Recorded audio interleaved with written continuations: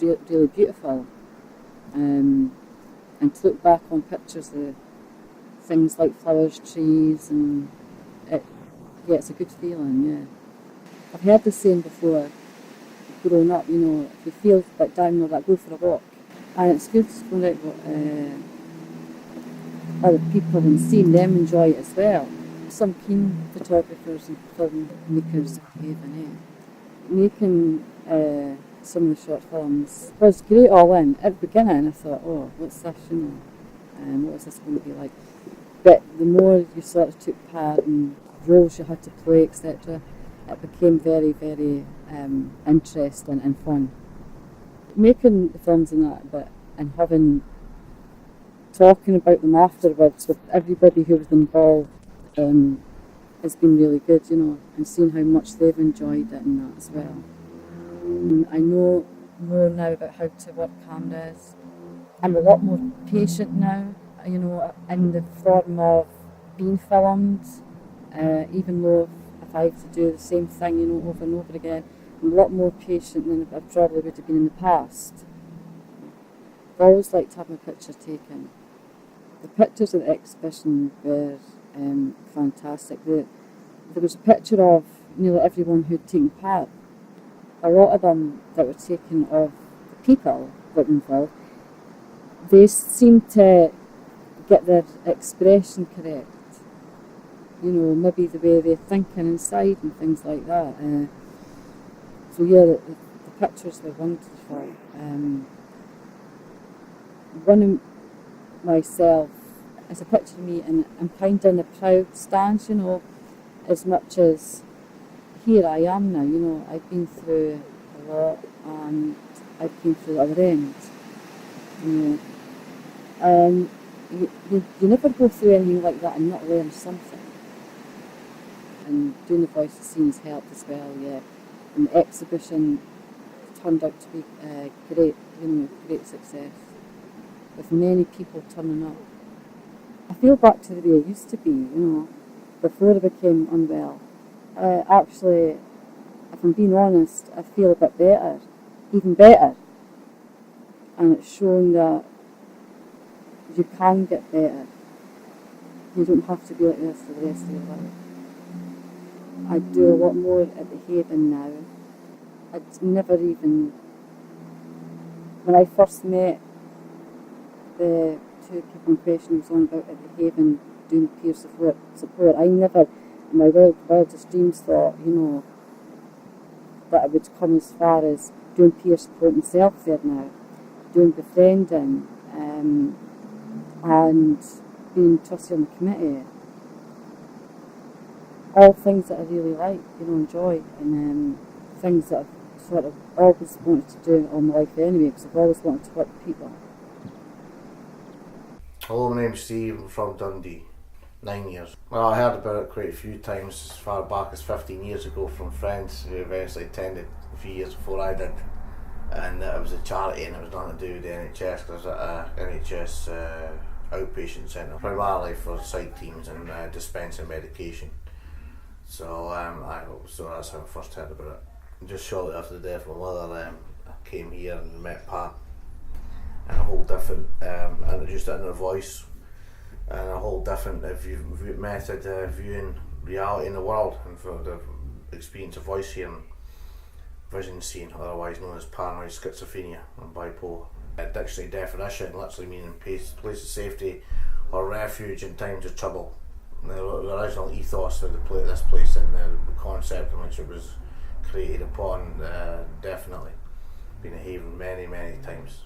Currently is right now. It's the first time I was actually able to participate, take part properly in the photography, and I've always been interested in art, film, photography, all the arts.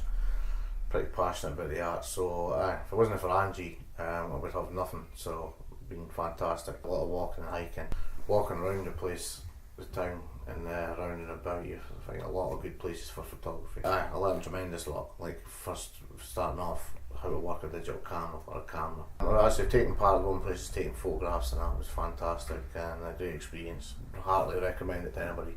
Like I say, I like a lot of the outdoors and going about and walking and hiking and stuff, and Angie chose some great locations and places to show and use different camera techniques, which they had there for, prior to, had no knowledge of. So it was a steep learning curve, and it was excellent. We all had frame photos in the exhibition at the University building on the Westport. It was good. It was a good laugh. To say Haven is a great place to come for recovery, and it's a kind of place. It was the first time I ever heard the word recovery. Was at the Haven, after spending 10 years before I came to Haven. The concept of recovery was never discussed with NHS staff. I'm not putting them down on, they are what they are, they do what they do, but the concept of recovery was really never discussed, or I never even heard of the concept of people like me getting recovery. Basically I was told, take your medication, that's you till you die, that's it. And the hallucinations to everybody else, but to the person experiencing them, they're all too real. And I didn't express myself, I didn't draw great poetry. Never done poetry in my life till a couple of years ago. Kevin McCabe's creative writing. I'd say definitely I cut off that, because the only thing I did was teach myself guitar. Cutting off your creative side is very bad for the psyche, for the mind in general. The most common form of controlling or dealing with mental illness is isolation. People most commonly, when they suffer psychosis, depression, any kind of mental illness, isolate themselves and their friends, family and so on. They're not understood, and their behaviour might be aberrant and noticed and not wanted, or being the old ignorance is bliss. People get scared and what they don't understand, what they don't know, and this increases isolation. So a sense of community can be vital. It can be the difference between life and death. The stigma I've endured for the last 18 years, but particularly the last 8, has been concentrated, and that's a major stumbling block. Just as bad as the condition itself as the reaction or reception or treatment that you receive from the community at large. Because there's always people that are suffering or just ignorant, and so they're always looking for somebody to look down upon. Whereas life is hope, there's always hope, and nobody wants pity. Sympathy maybe might be useful, but empathy is the best thing. And try and treat people as you would have treating yourself, and patronising condescension does not work, and it'll just create the reverse psychology. It'll just create the opposite in a person. It'll just create discontent and distrust. So I'd say just be genuine and be down to level, stare, don't look up, don't look down, and just be on a even level. Equality is the main thing, regardless sex, age, condition of that, is equality, and dispense with the fear and the negativity and the ignorance. There's so much point to it. It's annoying being serious all the time, isn't it? So Yeah. you've just got to be a bit, it's crazy down here. The most annoying thing is that you don't react. What? Please? You've never. Hi, my name is Ed and I come from Dundee. I've been going to the Haven for 9 years now as a volunteer. I've done a number of different things over time. Most recently I've been doing social media. I really enjoyed the whole concept of the movie. I enjoyed seeing the movie come together, be filmed and edited completely within the space of 2 days, which was really impressive.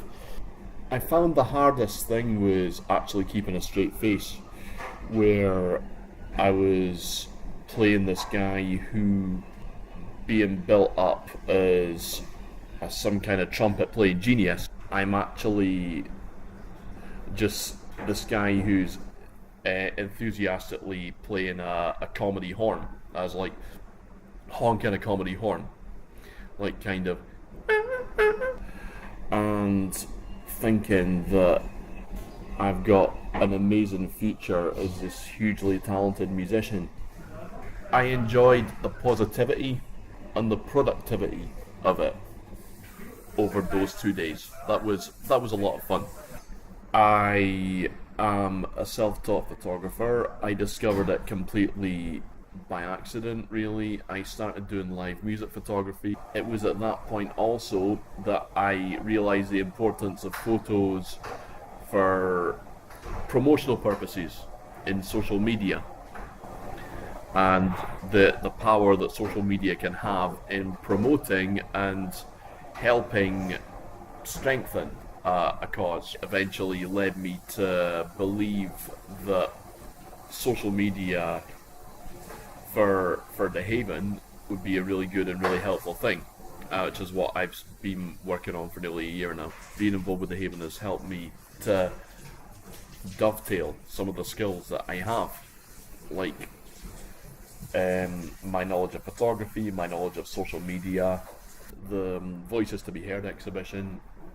My contribution was to be in one of the photos that was displayed, and also to photograph the exhibition and share the photos on social media, both before and during the opening night, which was great to see. It was great to see that. It was great to see the reaction to the social media. I'm a great believer that there's also a mental health spectrum that we're all on. We're all somewhere on this mental health spectrum. It's important to bear that in mind, and it's also important to bear in mind that nobody has perfect mental health. People assume it's ill health. It's a different state of health, and that's it, basically. Attaching unfair labels to this mental health is only going to increase the unfair suffering of those who have experienced the mental health that is being unfairly judged. And it's important that over time that we continue working to remove this stigma, and that we continue working to increase awareness and acceptance of all mental health. If there's one lesson that I've learned from my time at the Haven so far, then that would be it, I would say.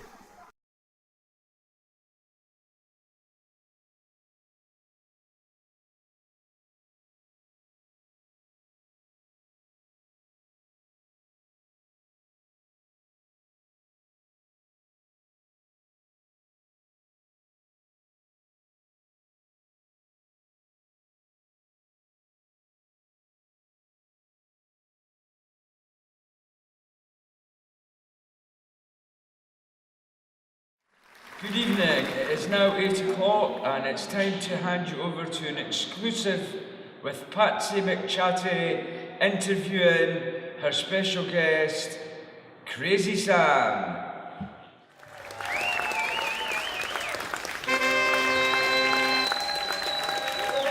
Crazy Sam, thank you for inviting me this evening to this disused underground bunker. You're welcome. How are you today? Yeah, very good. I like bunkers. Good, that's good. I heard that you recently left prison after a 30-year sentence, however. Less cheerful. How was prison? It was okay. It was my home for a long time. It was my kingdom. Awesome. Awesome. What was your crime, if you don't mind me asking? This and that and a bit of the other. I see. If you could say anything whatsoever, or to anything at all to the detective who convicted you, what would it be? Be seeing you. Oh, ominous. Well, are you still in contact with your old right-hand man, Billy No-Mates? Yeah, he's not about much since he lost his right arm. He's my left-hand man now. I see. He had an unfortunate accident. Did he now? Yeah, Oh, me. very fortunate indeed. Oh. Well, what are your plans now?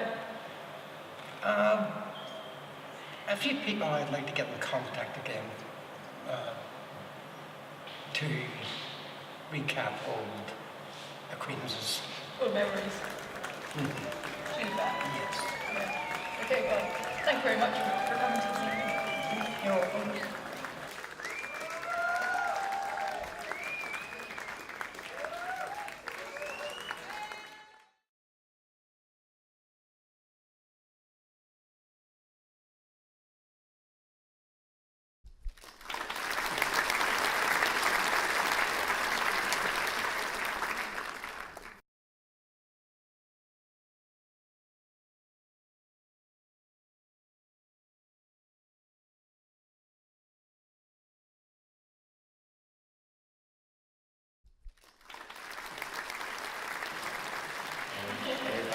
I should know that.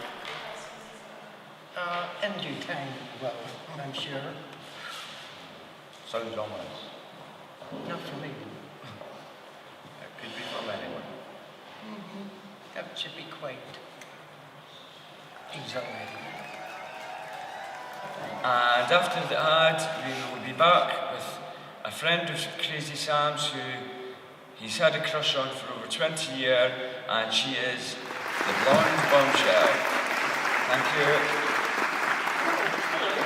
Hello. Hi. So you're a Crazy Sam, huh? As far as I know. Oh, okay. Well, you're nothing like your picture. Well, prison photographer didn't do my good side. Oh, I see. Okay. So I guess how was prison? It was home. It was home. I suppose it would be. So have you been up to much, or Nothing good. nothing good? No. Oh, okay. So why did they call you Crazy Sam then? Yeah, you get to find that out when you get to know me. Oh, okay. That's exciting. Well, I guess, do you want to go on a date sometime? Or Yes, of course. where would you like to go? Somewhere exhilarating. Cool. Why not? Do you have any favourite places or food you would like to go? Or? Somewhere dark. Oh, okay. I'm intrigued. I do love a bit of mystery in a man. I am the place. And next we have here is an old school friend of Crazy Sam's, Billy No Mate. Oh, well. Oh. Long time no see. Yeah. I heard you had a bit of a nasty accident on your right arm. Yeah, it's only a bit floppy now.